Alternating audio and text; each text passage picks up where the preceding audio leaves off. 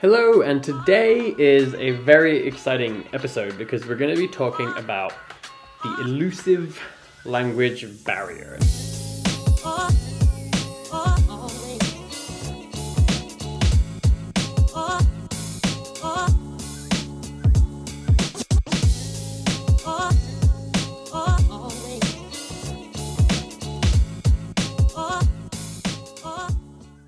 Now, this is one of the things that people both ask me the most, and also one of the things that resonates with people the most in my videos. I mention this sort of barrier a lot, that we kind of break through when learning a language, and loads of people have said to me, like, yes, I feel that barrier. I know exactly what you're talking about, but they also don't really know how to define it. They don't know how to tackle it, how to overcome it.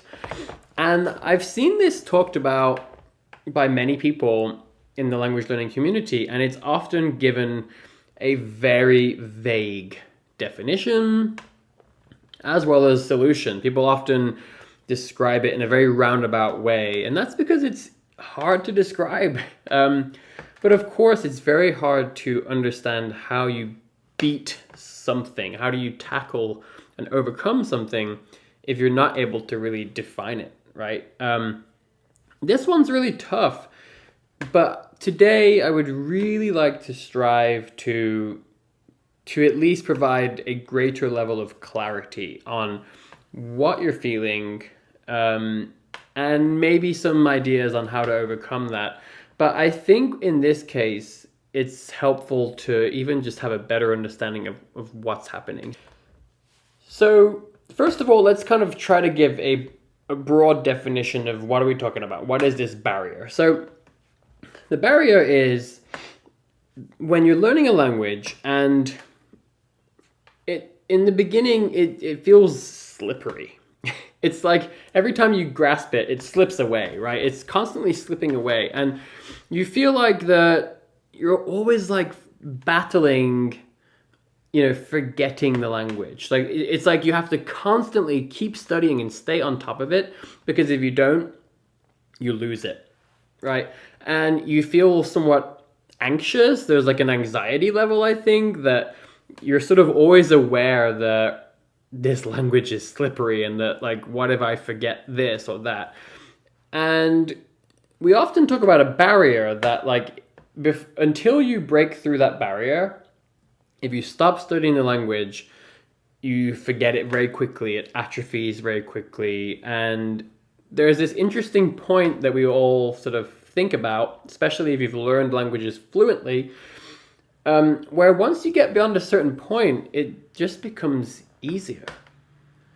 The language just feels more secure. You don't have the same anxiety every day about maybe forgetting something. If you have to stop studying the language for a period of time, you realize that your skills don't actually change that much. Yeah, you forget a few things, but they come right back.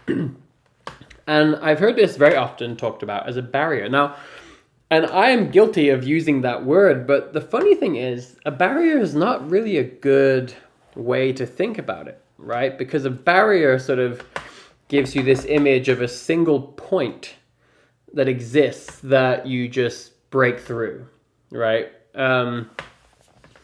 So today I want to present a new way of thinking about it. I don't know if it's totally new or original, but I want you to imagine that you're at the beach, right? You're at the seaside. You're at the edge of the ocean, right? Now, let's say you have a boat. So this boat is a very simple boat. It's a rowing boat. And on that boat, you have some materials and some tools, right? But that's it. So you start rowing the boat. This is when you start learning a language, right? Now, you're not very strong. You don't have a lot of technique. So you go out into the water, but there are waves kind of coming back, right? There are these waves that crash, and they sweep you back to the start. And that's what it feels like when you start learning a language, right? You learn some words, you study a bit, and then the next day you forgot everything. You're like back to the shore. So you go out again, and you come back again. And over time, you start to get the hang of it, you get a bit better, and maybe you get a bit faster, and you keep going. And so you get a little further out, but there are still these waves kind of crashing, right? And they sweep you back rather quickly. And then as you get a little bit further out, you kind of get a little bit beyond where the waves are actually crashing, the moment where they really crash and sweep you back. But there are still the waves coming, right? So you're getting further out, but there's still this sort of force that just kind of brings you back, right? And so you have to keep going, right? Because if you stop rowing the boat, then very quickly those waves will bring you further and further back, and then they crash and they sweep you back to shore. And that's what it feels like when you're an intermediate language learner, right? Like you're really getting some momentum, you're getting further out to sea, but there's still something that keeps sweeping you back.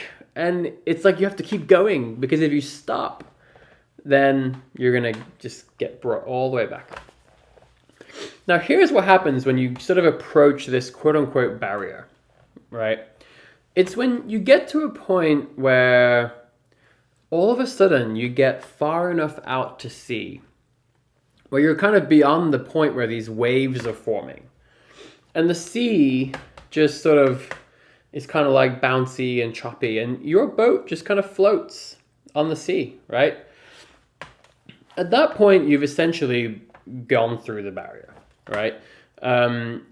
You realize one day, you feel it. You're still working hard, you're rowing, but you feel less resistance, right? You notice that you're not getting pushed back by the waves, and you realize that if I stop rowing for a little bit, I'm not being sent back to the shore. And it's very similar with a language. And a lot of people have asked me, okay, well, when is that? When do you reach that point? If you're going to use like the typical CEFR, like language scale, like A1, A2, B1, B2, C1, C2. In my experience, and from talking to a lot of other accomplished polyglots, I think that this typically happens when you get to a really strong B2. If you're a really, really strong B2, I think that's when you tend to sort of cross that point, right? Or rather, when your boat finally gets out far enough into the ocean. And I would even maybe say like a low C1. But I certainly think if you're a really strong B2 and if you have well-rounded skills, there are other factors though, which is like, how much you've spoken, how much you've read, how much you've listened to. But I think that if you get to a really good B2 level, then you've probably done enough of all of that. But there's actually another stage that I want to present in this analogy. So now you're out to sea, right? You're out to sea. You're no longer being pushed back by the waves. But if you stop rowing and you stop paying attention, there's no question that your boat is still at the mercy of the sea, right? So things can still go in a direction that you don't really want. And that's how it is with the languages, right? So you've got your strong B2 or maybe even a low C1, and you're through the quote-unquote barrier. But of course, if you stop studying the language, it's still going to go in a different direction, right? You still have to maintain it, otherwise it will atrophy just more slowly. Well, on the boat, this is the point where you realize, you know what, I have a lot more time now. I don't need to spend so much time rowing, right? I need to do a bit of rowing, but I also have time for other stuff now. And in language learning, that's when you are at that strong B2, maybe a low C1, and you realize that you don't need to spend all your time doing like super intensive stuff anymore. Especially, let's call this like a low C1. And this is where we get into the territory of a video I made about how to become highly advanced in a foreign language. How to go from low to high advanced. How do you really start speaking extremely well? Now, that's some of the stuff you can do, but there's other stuff too, where reading a book, pulling out a book, a Swedish novel, for example, This is the girl with a dragon tattoo in Swedish, in the original language. But you start to realize that you can do other things, and those things will actually carry you forwards. So on the boat, you decide to build a sail, right? You have your materials, remember? You have your tools, remember? That you brought with you. So you build a sail. And all of a sudden, well, it takes time, you have a sailboat, right? And that is the moment when you reach a very high proficiency. Let's call it a very, very good C1, a very high C1 and upwards. All of a sudden, it becomes very easy to sail that boat very quickly, and it takes very little effort. Basically, the wind and your sail, they sail your boat. All you have to do is a minimal amount of guidance, which is basically doing, reading a book in a foreign language, watching a movie, a bit of speaking here and there. It's almost effortless. As long as you just apply a bit of guidance, you get to just enjoy the journey of where you're going. So there we have it. This is a bit long, but I really wanted to do my best to give you a nice analogy of what we're going through, because we all go through it, all of us that are learning languages. So there we have it. I hope you guys enjoyed that. I really look forward to your comments, and I'll see you in the next episode.